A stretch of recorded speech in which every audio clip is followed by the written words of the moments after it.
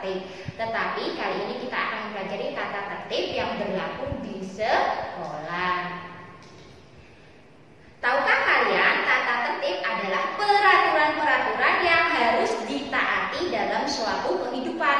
Karena ditaati, maka jelas jika ada yang tidak menaati atau mematuhi tata tertib yang sudah diberlakukan, pasti akan mendapat sanksi atau hukuman. Tata tertib yang berlaku di sekolah. Kita mulai ketika kalian masuk ke sekolah. Wah, yang pertama, datang ke sekolah tepat waktu serta memakai seragam yang rapi. Usahakan kalian datang 15 menit sebelum pelajaran dimulai. Kemudian kalian juga diharapkan menggunakan seragam sekolah yang bersih dan rapi, tidak yang lecek atau yang belum digosok, apalagi yang terlihat kotor. Yang kedua, sebelum memasuki kelas, kalian harus berbaris dengan tertib serta mengucapkan salam atau salim kepada guru kalian. Di SD Muhammadiyah Program Khusus juga seperti ini kan sayang, dimulai mengucapkan salam dimulai dari di gerbang.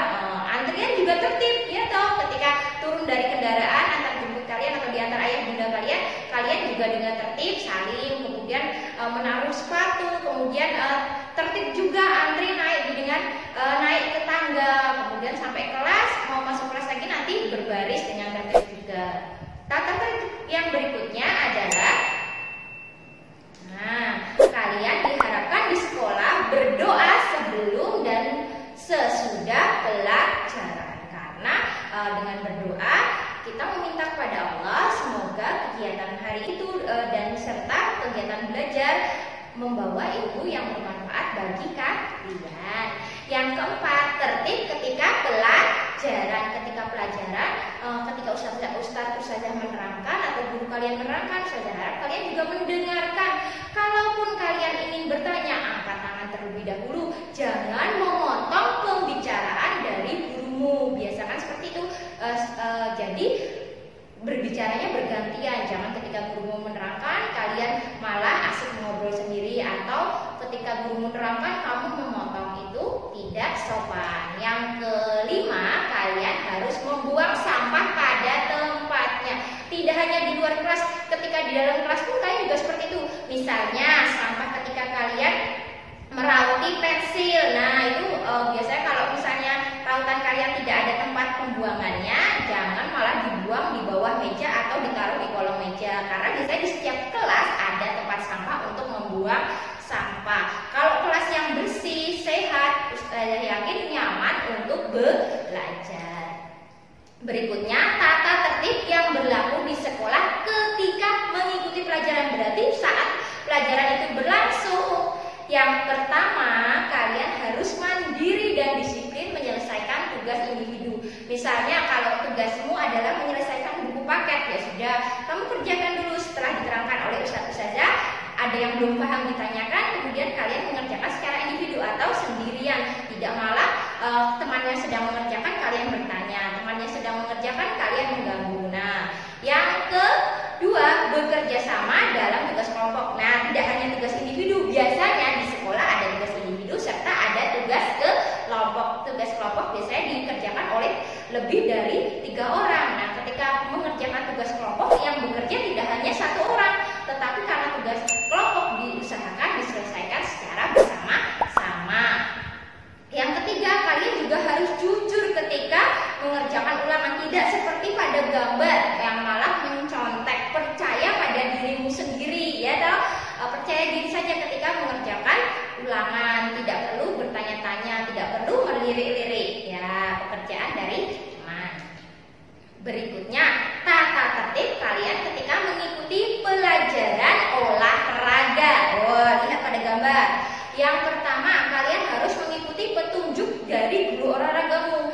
Kalau misalnya sebelum pelajaran petunjuk dari guru olahragamu adalah Ustaz Fathia atau Ustaz Wawan Sabdo ada pemanasan, kalian harus mengikuti pemanasan karena saya yakin kegiatan yang diarahkan oleh gurumu membawa manfaat bagi kalian. Yang kedua, kalian harus memakai seragam olahraga serta sepatu olahraga. Bayangkan kalau kamu berolahraga tetapi memakai seragam merah putih, pakai rok, ketika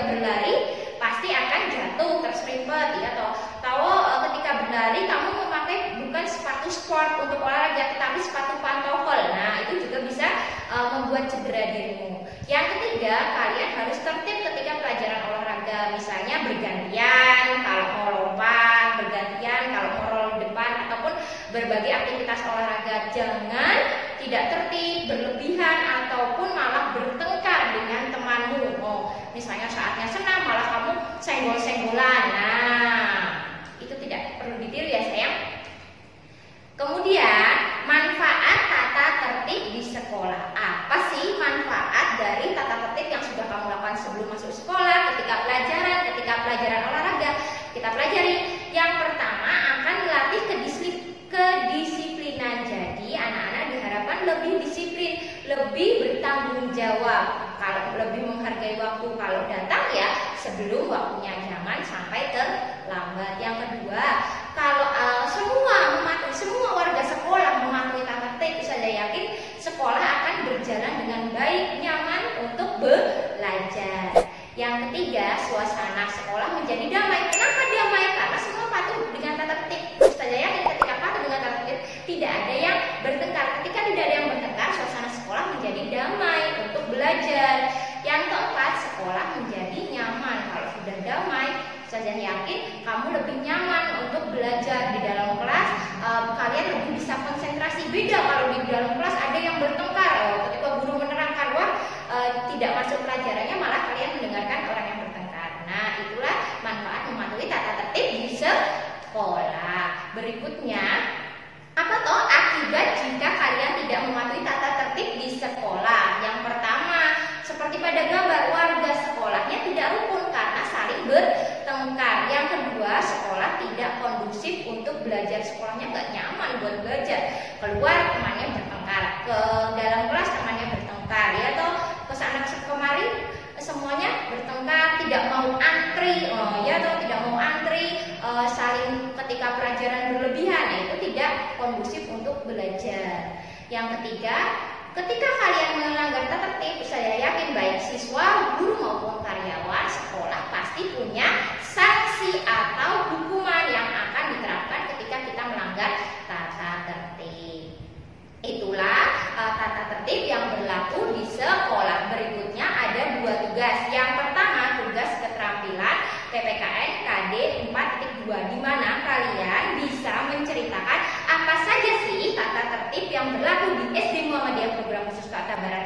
Cukup rekam suaramu, misalnya tata tertib yang berlaku di SD Muhammadiyah Program Khusus Kota Barat Surakarta, sebutkan di dalam voice note, kemudian kirimkan kepada PA kalian masing-masing. Tugas kalian yang kedua adalah kalian mengerjakan latihan soal PPKN KD 3.2 dengan cara menjodohkan, menarik garis mana yang tata tertib termasuk dari gambar itu tata tertib ketika masuk sekolah, mana yang tata tertib ketika di waktu pelajaran, mana yang tata tertib ketika mengikuti pelajaran olahraga. Tarik garis sesuai gambar yang tepat. Itulah pelajaran PPKN kita hari ini. Semoga video dari Uswi bermanfaat. Selamat belajar. Jangan lupa terus terapkan protokol kesehatan di lingkungan kalian. Astagfirullahaladzim. Saya minta maaf.